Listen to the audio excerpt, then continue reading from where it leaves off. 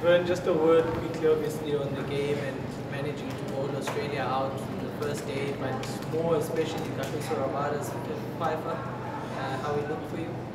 Yeah, I think KG obviously came back after lunch, and had the rhythm on his side, bowled pretty well. I think we bowled very well this morning in that first session or first half of session, and then we let it slip a little bit before lunch. But I think the way the boys came back after lunch and stuck to their guns, and all credit to KG the way he bowled. Obviously knocking over 5 there was pretty special. Vernon, overall, what did you make of the bowling effort? I mean, look, for a while there, like Australia might not make 200, but this 243 in a strong position in the match. Yeah, absolutely. I think if they can 242 at the start of the day.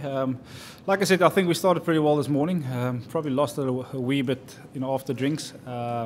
Gave them a few too many boundaries. But I think the way the boys pulled back after lunch was pretty special. All credit to KG once again, for his efforts and the way he ran in all day. Pretty special effort from him. Has he got a bit to worry about with the sort of send-off he gave to Steve Smith? Well, look, I think it's sport at the end of the day. It's a lot of men playing out there. You're probably allowed to celebrate sometimes. Sometimes there's a little bit of a fine line where to celebrate too hard.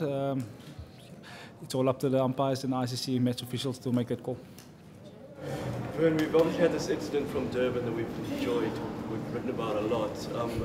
In terms of bringing that sort of leftovers to this test, for the team and for KG in particular, is that something that gets you guys up a little bit of edge, a little bit of spice to this series? And KG, as I say, from the team point of view, but also KG seems to us like a guy who enjoys that edge. Look, like I said, once again, it's a bunch of men playing this game. It's a total different ball game if it had to be a bunch of schoolboys. So I think sometimes there's going to be the odd little chirp, which is going to get someone firing, which is going to get someone probably a bit more nervous, a bit more tentative, and yeah, that's the reason why we play the game. Like I said, we're a bunch of men. Sometimes we tend to take things a little personal, but that's all part of the game, and that's why we obviously two of the top teams in the world going obviously head to head against each other. Before this match, Otis was talking to us about aggression and kind of how aggression can be shown in body language rather than in language. Is that the kind of thing that you've been seeing, and do you think KG is doing it in both ways or in one way more? Absolutely. I think when we talk about being positive, we always talk about the body language that you show out in the field. Sometimes you can see in the person's body language that he's not quite up for it. And I think the way KG's been running in this afternoon, it was pretty amazing to watch. And just the way he obviously came across, he wanted the ball over us, and phenomenal. And all heads off to him, and the way he went about his business.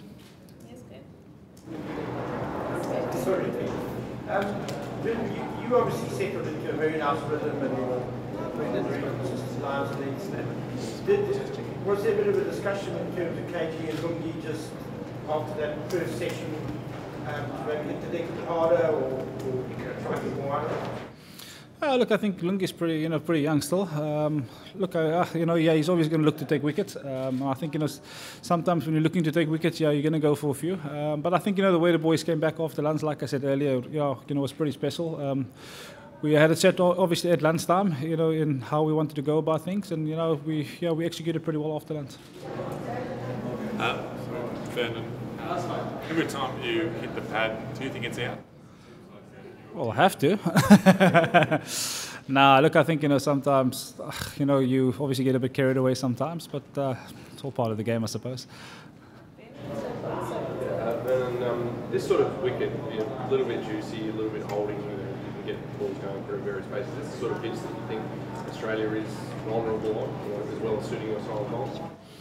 Look, I think it's a type of wicket where probably LBW ball comes more into play. I think with the way our bowling makeup is obviously setting up, I think it's obviously probably tend to a little bit more in our bowling favour. But look, I think we still need to take 20 wickets and obviously score a whole lot of runs to go past him.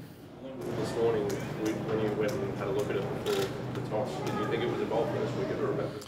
Yeah, absolutely. But also having played, we pretty know that this wicket wear off pretty quickly. So we know that this morning was obviously the key time to make inroads. Like I said, we bowled pretty well. We didn't get the rewards, but we got the rewards after lunch. Vernon, if KG is taken out of South Africa's attack for whatever reason, How big a hole do you think that would be for the rest? Yeah, look, I mean that's obviously for the ICC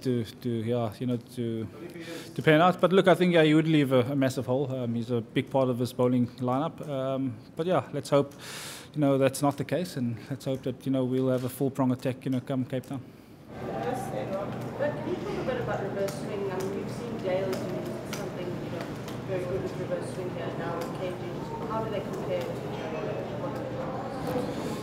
Yeah, I think the thing with reverse swing, once you have a bit of pace on it, you're always going to be threatening and you're always going to, be in the game, so to speak. I didn't think it went obviously quite big today. There was a hint of it, and just the way that KJ went out, I think he hit his lengths pretty well, which was key on this wicket, and yeah, I mean he got the rewards for it. What did you make of David Warner's innings and I suppose the delivery to end it?